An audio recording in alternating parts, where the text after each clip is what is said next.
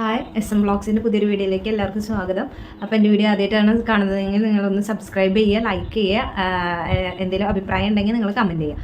അപ്പോൾ 2-3 ദിവസം മുമ്പ് ഞാൻ ബയോസിയുടെ ഒരു ഇഷ്യൂ നടന്നിരുന്ന സമയത്ത് ഒരു വീഡിയോ ചെയ്തിട്ടുണ്ടായിരുന്നു. അപ്പോൾ അതിൻ്റെ ഒരു ക്ലാരിഫിക്കേഷൻ വീഡിയോ ആയിട്ടാണ് വന്നിരിക്കുന്നത്. അപ്പോൾ ആ വീഡിയോ ഞാനിവിടെ കൊടുക്കാം. കാണാത്തവർക്കാന്ന് വെച്ചിട്ടുണ്ടെങ്കിൽ ഞാൻ വീഡിയോ ഇവിടെ കൊടുക്കാം.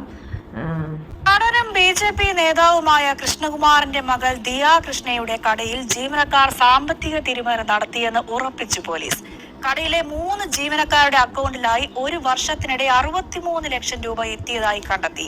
വിശദമായ മൊഴി രേഖപ്പെടുത്താൻ ആവശ്യപ്പെട്ടിട്ടും ജീവനക്കാർ എത്താത്തതോടെ ഇവർ ഒളിവിൽ പോയെന്നും പോലീസ് സംശയിക്കുന്നുണ്ട്. ദിയ കൃഷ്ണയുടെ ഫാൻസി ആഭരണക്കടയിലെ ജീവനക്കാരായിരുന്ന വിനീത, ദിവ്യ, രാധകുമാരി എന്നിവരുടെ ബാങ്ക് അക്കൗണ്ടുകൾ പരിശോധിച്ചപ്പോഴാണ് 63 ലക്ഷം രൂപയുടെ ഇടപാട് നടന്നതായി കണ്ടെത്തിയത്. 2024 ജനുവരി മുതൽ ഈ വർഷം മെയ് വരെയുള്ള ബാങ്ക് അക്കൗണ്ട് വിവരങ്ങളാണ് പരിശോധിച്ചത്. ഇതിൽ ഭൂരിഭാഗം തുകയും പിൻവലിച്ചെന്നും കണ്ടെത്തിയിട്ടുണ്ട്.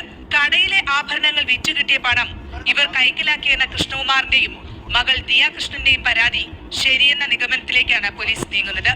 എങ്കിലും അറസ്റ്റ് പോലുള്ള തുടർ നടപടികളിലേക്ക് കടക്കുന്നതിന് മുമ്പ് ഓഡിറ്ററെ ഉപയോഗിച്ച് ബാങ്ക് ഇടപാടുകൾ വീണ്ടും പരിശോധിക്കാനും പോലീസ് തീരുമാനിച്ചു. ഇന്നലെയും മൊഴി നൽകാൻ മ്യൂസിയം പോലീസിന് മുമ്പിൽ വനിതാ ജീവനക്കാർ ഹാജരായില്ല. വലിയതുറയിലെ ഇവരുടെ വീടുകളിൽ പോലീസ് അന്വേഷിച്ചെത്തിയെങ്കിലും കണ്ടെത്താനായില്ല. കൃഷ്ണകുമാർ തട്ടിക്കൊണ്ടുപോയെന്ന ജീവനക്കാരുടെ വാദം പൊളിക്കുന്ന CCTV ദൃശ്യങ്ങളും പണം എടുത്തതായി സമ്മതിക്കുന്ന വീഡിയോ ദൃശ്യങ്ങളും പുറത്തു വന്നതോടെ ജീവനക്കാർ മുങ്ങിയതായാണ് സംശയം. പണം അക്കൗണ്ടിലെത്തിയത് ദിയയുടെ അറിവോടെ ടാക്സ് വെട്ടിക്കാനാണെന്ന ജീവനക്കാരുടെ പരാതിയും പോലീസ്. അപ്പോൾ ഇതിൽ പറഞ്ഞ പോലെ തന്നെ ദിയ കൃഷ്ണ അന്ന് തന്നെ ഈ 3 സ്റ്റാഫ്മാരുടെ ഭാഗത്ത് തന്നെയാണ് തെറ്റെന്നുള്ളത് ഏകദേശം ക്ലിയർ ആയിട്ടുണ്ടായിരുന്നു. കാരണം ദിയ കൃഷ്ണ എൻ്റെ ഫാമിലി ഇവർ 3 പേരും ക്വസ്റ്റ്യൻ ചെയ്യുന്നതിൻ്റെ വീഡിയോയും ഇവർ കുറ്റം സമ്മതിക്കുന്നതിൻ്റെ വീഡിയോയും പിന്നെ ഈ 3 പേര് മറ്റേ മീഡിയയ്ക്ക് മുമ്പിൽ പറയുന്ന കാര്യങ്ങളുടെ വൈരുദ്ധ്യം എല്ലാ കാര്യങ്ങളും അന്ന് തന്നെ എല്ലാവർക്കും വ്യക്തമായിട്ടുള്ള കാര്യമാണ്. എന്നാലും പോലീസിന് എന്തായാലും ബാക്കി കാര്യങ്ങളൊക്കെ നോക്കേണ്ടി വരും. ഒരു ബാങ്ക് സ്റ്റേറ്റ്മെൻറ്റ് എടുത്ത് നോക്കി അങ്ങനത്തെ വ്യക്തമായ പരിശോധന നോക്കിയിട്ട് നമുക്ക് ഒരു വ്യക്തത പറയാൻ പറ്റുള്ളൂ. അപ്പോൾ അങ്ങനത്തെ കാര്യങ്ങളൊക്കെ അന്വേഷിച്ച് നോക്കിയിട്ട് ഇപ്പോൾ ദിയകൃഷ്ണ പറഞ്ഞ പോലെ തന്നെ 60-something ദിയകൃഷ്ണ 69 ലക്ഷത്തോളം ഇവർ എടുത്തിട്ടുണ്ടായിരുന്നായിരുന്നു പറഞ്ഞിട്ടുണ്ടായിരുന്നത്. അത് ഏകദേശം ശരിവെക്കുന്ന രീതിയിലാണ് ഇപ്പോൾ പോലീസിന് എല്ലാ തെളിവുകളും കിട്ടിയിരിക്കുന്നത്.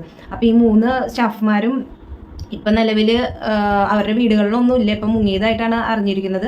അപ്പോൾ എത്രയും പെട്ടെന്ന് ഈ 3 സ്റ്റാഫ്മാരെ പോലീസുകാർ കണ്ടുപിടിച്ച് അവർക്ക് വേണ്ട ശിക്ഷയും കാര്യങ്ങളൊക്കെ കൊടുക്കുമെന്ന് നമുക്ക് പ്രതീക്ഷിക്കാം. അപ്പോൾ ഇനി ആരും ഇതുപോലെ ഒറ്റ സ്ഥാപനങ്ങളിലും കഷ്ടപ്പെടുന്ന ആരും പറ്റിക്കാതിരിക്കട്ടെ. അപ്പോൾ ഇതൊരു പാടായി വെച്ചിട്ട് എല്ലാ ജോലി ചെയ്യുന്ന സ്റ്റാഫ്മാരാണെന്ന് വെച്ചാലും ആ കടയുടെ ഉടമസ്ഥരായാലും ഒരിക്കലും ഒരു ജോലി ചെയ്യുന്ന സ്ഥാപനത്തിൽ ജോലിക്കാർക്ക് ഒരിക്കലും അവർക്ക് മോഷ്ടിക്കാനായിട്ടുള്ളൊരു സാഹചര്യം നമ്മളായിട്ട് ഒരുക്കി കൊടുക്കാതിരിക്കുക. അതുപോലെ തന്നെ സ്റ്റാഫ്മാർ നമ്മൾ വിശ്വസിച്ച് നമുക്കൊരു ജോലി തരുമ്പോൾ അതിനുള്ള ശമ്പളം തരുമ്പോൾ നമ്മൾ അതിന് ആത്മാർത്ഥമായി കാര്യങ്ങൾ ചെയ്തു കൊടുക്കുക. നമുക്കതൊരു ശമ്പളമായിട്ട് നമുക്ക് മാസം കിട്ടുന്നുണ്ടല്ലോ. പിന്നെ അതിലും കൂടുതൽ നമ്മൾ അന്യൻ്റെ മുതൽ ആഗ്രഹിക്കുന്നത് ശരിയല്ല.